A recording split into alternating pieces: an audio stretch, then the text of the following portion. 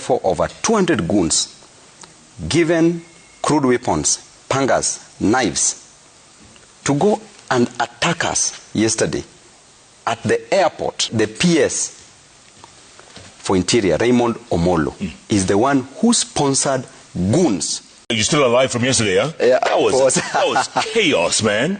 That was chaos. Jeff, we are used to this chaos caused by the government. Huh? We've done it, we've been into them for a very long time. Yeah. And we've experienced the first-hand violence from government machinery.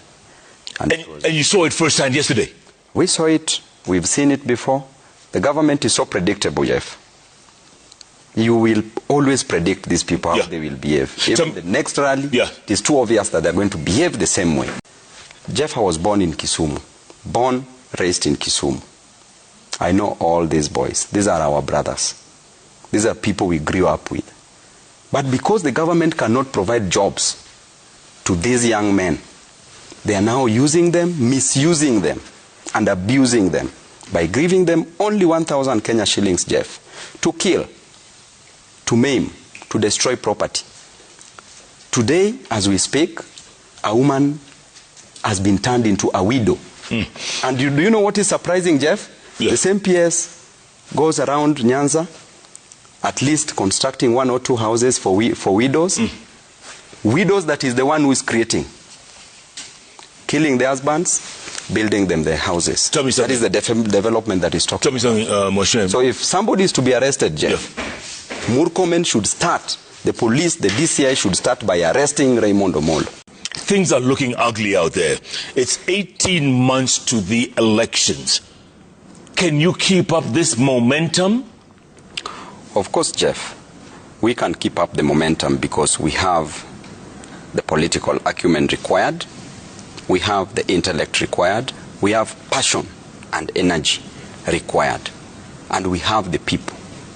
The greatest resource that we have is the human resource. Wananchi, Kenyans who are suffering. They are the driving force behind this movement. So we shall keep up. When you see goons at rallies, when you see police standing back, when you see all this, and you guys are attending, there was Kitengela, that was crazy. Yes. Kakamega was crazy. Next, where are you going? Next, we'll be going to Mombasa after Ramadan. But we are meeting next week to discuss the timetable. We want to produce a timetable that will run up to December. Then after that, we will pick from January to election period. I tell you, Jeff, this thing is going to be massive. And in the beginning, there was the Word. The Word was with God, and the Word was God. We will just plant a seed, the power of a seed, to be fruitful. The reason why mankind was created, Jeff, number one, is to be fruitful. The power of a seed, just one seed, when planted, will produce a tree. That tree will produce fruits. In those fruits are seeds. Those seeds, when planted, will produce many trees and eventually into a forest. That is what we are working at. We will work with the power of being fruitful, and we will also work with the power of multiplication. Number 2 reason why you are created is to multiply, to manufacture. Manufacture kids, manufacture cars, manufacture things, make more of the same kind. So we just want to go by the principle of the reasons why we were created, to subdue, to overrun, but Mahesh, tell me something. Are you guys going to leave ODM, you, Sifuna, and your group, that half orange? Are you going to leave ODM? Jeff, we've not reached that level. We've not reached that level. I want to tell you that ODM is a bigger party. And the people who are on the Linda ground side of ODM are the ones who are chasing us away from ODM. Baba Raila Amolo Odinga stood for democracy. Baba Raila Amolo Odinga stood for freedom of speech.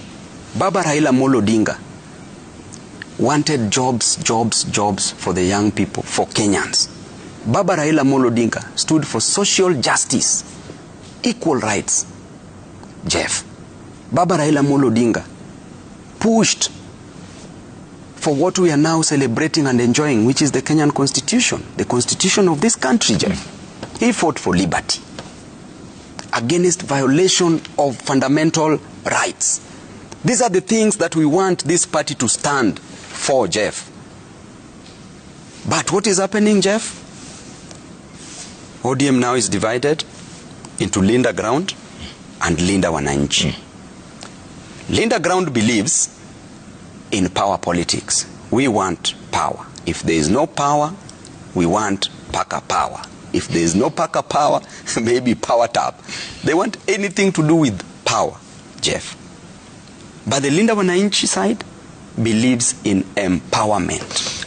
The same Mukomen you're talking about, it says that the tear gas that was lobbed into the crowd, they said it came from you guys. You guys, Jeff, lobbed tear gas to yourselves. Jeff, do you know any place in this country where tear gas is manufactured? Government imports tear gas, correct? How can an ordinary citizen get access to tear gas if this citizen is not a member of the deep state? If this citizen is not a police officer? There were handcuffs which were retrieved, which we found from a citizen, and tear gas was thrown there also. How do you say and blame an ordinary Kenyan citizen to have access to tear gas that you keep as the CS? So you're saying it wasn't you guys? That you buy, that you import as a government. Where did these citizens get tear gas from if it is not from the police? So, and if it is from the police, why would the police have an intention to give an ordinary citizen tear gas? Is it not for destruction purposes? And that is what was happening yesterday. And you could see, we even saved those goons who came to attack us. Yeah.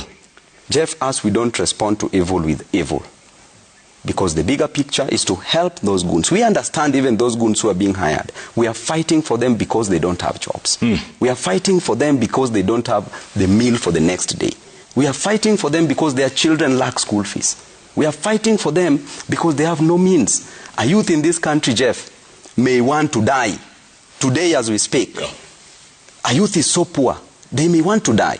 But that youth has no money to even buy a rope to hang himself. And you're from Nyalenda, so you know some of those goons are from Nyalenda as well, right? I know, and I know where they were taken from. I've talked to several today. Yes. They've confessed to me. Absolutely. Look, okay, tell us about how your flight, your schedule was yesterday. Did you fly into Kisumu Airport? Because your guys, your bodyguards were detained and still are detained, right? They are still at Kisumu Central Police Station. Jeff, we were supposed to go via Kisumu International Airport. And it is quite a surprise, Jeff, because I received first-hand information clearly indicating that the person who's just spoken here, the PS Interior, and I'm talking because I'm an advocate and I know that he can go to court. So I'm talking with a lot of conviction. And for me to mention his name, I'm talking with a lot of conviction and with serious evidence at hand. Yesterday, the PS for Interior, Raymond Omolo, is the one who sponsored goons to even access Kisumu International Airport, waiting for Babu Owino and Edwin Sifuna, and to be involved in clashes. They didn't want us to go to Kakamega, and therefore over 200 goons given crude weapons, pangas, knives, to go and attack us yesterday at the airport, Jeff. Then the PS is busy talking the way he's talking. Shame on him, Jeff.